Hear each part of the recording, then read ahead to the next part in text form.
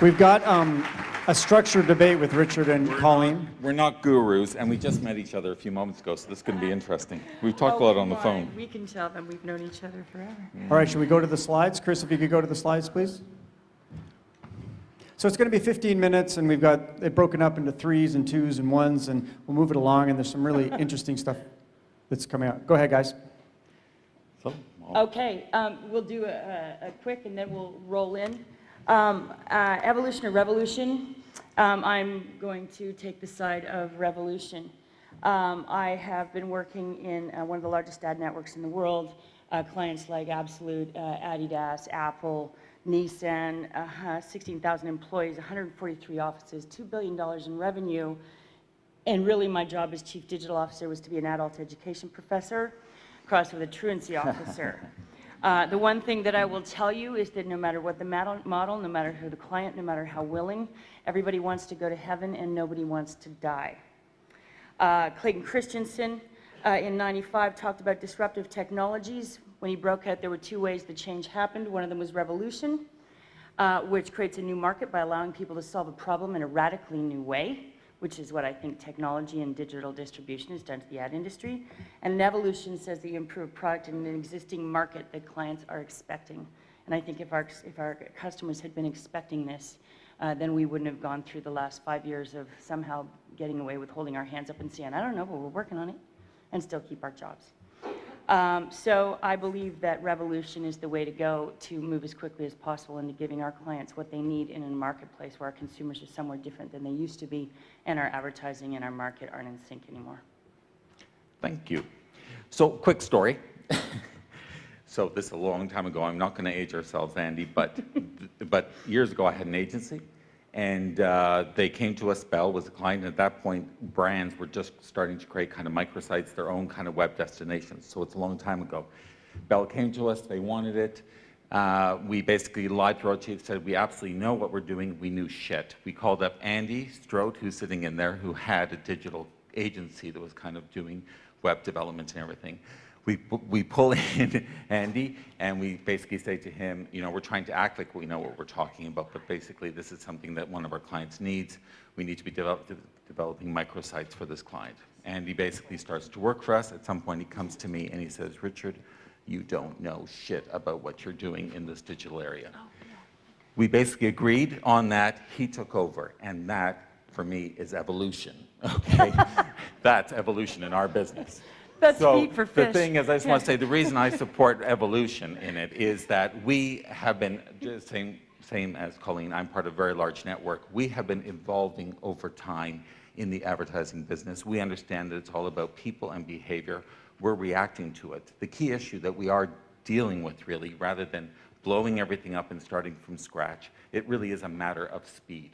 Speed to change, to be able to react to the change in behavior out there, but also, and this is where a lot of you play part of it, it's the speed of which we have to create the content to push out of there. It's going so fast that agencies have to literally restructure themselves to produce the materials and get it out much faster than we ever have before in a much more complex kind of platform. So I'm for evolution. Do you want to roll into people for a second? Sure, you can go ahead. Oh, you want me to go? Yeah, sure. I feel like I'm doing in the crisis today is, so people, you know, you talk about speed, more content, more platforms, more speed. One would argue the only way to go fast is with fewer layers of bureaucracy and less hierarchy and fewer people. In a time when economic crisis has meant that our clients, on average, were cutting their budgets from 30 to 50%, our industry's response has been to double our workforce so that we have the traditional people and the digital people. And the digital people can make sure that the traditional people don't say anything stupid, and the traditional people can make sure that the digital people know what a brand is and how to tell stories. And then we add continuing layers of who checks with who and how you sign off on projects as they move forward. And I think that the people crisis is that our clients are dealing with more and more and more of us every day, and less sure about the very clear idea that we're bringing to the table. And I think we're giving them less value for the dollars that they do spend with us as they pay for us to figure out what's going on. And really quickly, I think the big problem is Workforce is divided into three. CEO's job is to deliver a business, is to deliver a financial benefit from a business, and as long as you're hitting a profit and you're moving forward and you're expanding your base, you've done your job, tick mark for you. The doers, the lower management, they come out of a culture that's changing. They already use the internet. They're looking at what's going on in the world. They're making content for the places that they go and gather content every day. So they want to do new things, and that's very exciting. Middle management is in the unique position of being paid and bonus to provide a specific craft that they bring. Head of copy, head of art, head of media, head of account services, head of planning. Those people are finding it more and more difficult, I think, to move into areas that might stop their value in the chain or change where that value should be derived from or compete with what they're currently making 80% of their revenue from. And I think that that's where we end up in a people crisis. So our middle management is in the same way the internet and technology has changed the concept of the middleman. I think that's having a huge impact on our business, and we have to look at that when we staff people.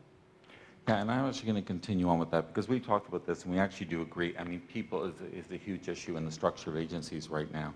So what we're trying to do is basically at the same time as maximize and kind of optimize the people that we have, we're relooking, because the truth is we now have meetings where 20 people are coming around the table.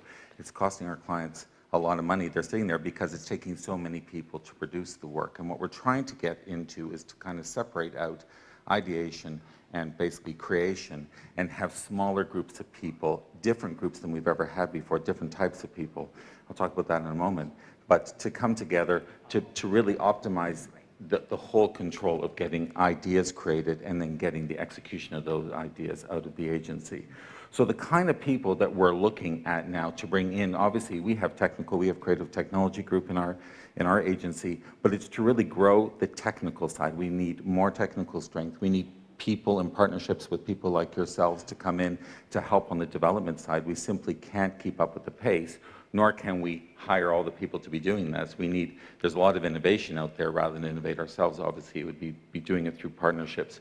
We need content writers, content strategists. It's all about, I mean, we're pushing stuff out, but it's about framing where are we putting it, what is the strategy behind it. So we're kind of raising the bar in that area within agencies. More analysts kind of watching what's going out there, explaining to the agency and the clients about how we need to react to it.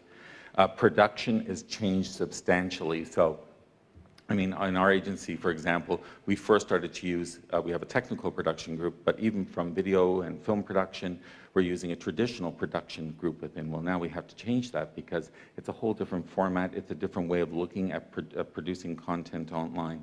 So we have to basically reorganize and rebuild a production group for the kind of content that is being created. And we're also bringing on more designers, we have an ethnographic person, like we're bringing in different kinds of skill sets into the group to help us understand how do we create, content, how do we interact with people, how to react to what they want from us as fast as possible. So we're literally rebuilding agencies. The interesting thing is we also have, when she was talking about brand people versus digital people, there was a great quote that I saw this past year where someone said, you don't have to teach, people digital people teach it themselves. And I thought that really summed up, because over the last 6 years, people in our agency are coming, they want to learn about it, they want to know. What we've really discovered is we can't teach it to everybody. You have to go, you have to explore, you have to learn it for yourself, you have to get out there and really experiment. Guys, I'm just going to jump in quickly because we have a couple of minutes left, and I do want to get to some questions. Yeah. We talked about, we were going to move on to output. Yeah. If you just wanted to sum up in 20 seconds what you wanted to talk about output, I'm going to flip to the next slide, just so we can move along, because I do want to get to some questions from the audience. Yeah. Chris, if you can move ahead. So we want to go to structure? Yeah, let's just jump to structure. Absolutely. 'Cause I need you to come a bit closer to the mics, though. Structure and output are the same thing in many ways, right? I mean, there are a couple of things that we do know. Right now, the structure is creative agencies, digital media agencies, and PR companies. The output is problematic in all of them. Creative agencies can provide the spot, which is really the trailer for the experience. The PR companies are good at content, but not relevance. And I think that the digital companies are good at relevance but not distinction, or the media companies. So we've got a big problem when really the future is people as media, content as influence, and application as experience gives you a new network. So it's the tools that put it out there, the ideas that make people care about things, and then getting it distributed in a world where you can no longer scale with media. And Richard, I think do you that want to? that's both. Go ahead. Yeah, wanna and talk we a were bit about talking about structure? this. I was going to touch on the fact that when we talk of structure, we also think of process. Process is killing us in a way because we are over-processed. And what we're learning is we need way less process because it's an iterative process that kind of moves along from ideation all the way through to execution. And it's probably no different than a lot of your shops react. But, we can't have an account person signs off on this, who then gives it to the next person who briefs creative, and it goes back and forth. We're working much faster now when we get a brief from a client all the way through. So there's a lot of frustration at this point because agencies people are not quite used to that, but it's basically we've got to move. So we're working around process. I'm going to jump in here, guys, because we're at 12. That was great. I mean, you guys have so much to share. It's fantastic. I mean, really interesting how agency debate is. I just want to throw it to the audience quickly. If there's any questions out there from yes. Hi, I'm Puneet. I'm in PR and social media, and I'm doing social media pro bono for free for a gallery. And I want to know what I can do to stand out to companies like you. Is there special programs, anything special on the resumes that you look out for? Well, for us, actually, looking for a Because you job said here. everything's changing, so now you're looking for... I think what we look is we're looking a lot at just what are people's passions, what are they doing online, what do they feel about social media, how are they actually interacting in it. You can't participate and design around it if you're not participating in it. So that's basically what we're looking for. I just want to know what your personal CPM is. I don't want your resume. Nice. So let's see if there's any other questions. Yes, one right here. Steve. You brought up brand earlier. I'm just curious about how brand has changed for both of you in terms of, when the audience can control your brand a lot more, or one mistake can undo campaigns and years of work. What brand philosophy is for the future in advertising? Well, I think it's about the transition from a brand belief into a brand behavior, really. Brand in action, right? Active media. So that all the head count of all the people in the agency are applied against day by day, understanding how you wake up and you live the brand. To be able to put that out in media and to make things out of it every day, that's what that means to me, that transition. When you've got a person in the company whose big job is to hold on and make sure that when people rebel against the website or the Facebook page, to know what to do next from the white Bible of what you say, you're fucked. Yeah. And I would also say that I think brands have to have a clear purpose. What is their role in people's lives? Because if you're delivering utility and entertainment, things against that, it has to ladder up to the brand itself. And I think a lot of brands actually don't have a clear idea of what role that they play in people's Last question. One way to resolve the conflict between revolution and evolution is that the technology is in revolution, the audience is evolving. The question is, what is the problem for which advertising is a solution? Good question. That's a very old question. I'm Bob Logan. Advertising myself. There is no problem to which advertising is the solution. No, I don't think that's true. I think that relevance and distinction is the problem to which advertising is the solution. I'm going to leave last 10 seconds to Rich. What do you think? You're going to agree? I'm going to agree, but I would just make one comment because a few of us were talking earlier, is that for a lot of people, developers, people that are doing the work that you're doing, we're in an interesting position as agencies because we are at the table with clients who are looking for those kind of things. So in a way, you should really be approaching agencies quite a bit because we're actually at the table with them. We're getting the budgets that will pay for the kind of development that people are doing. So I just thought I would point that out. Please, round of applause for Colleen and Richard. Thank you very much, guys.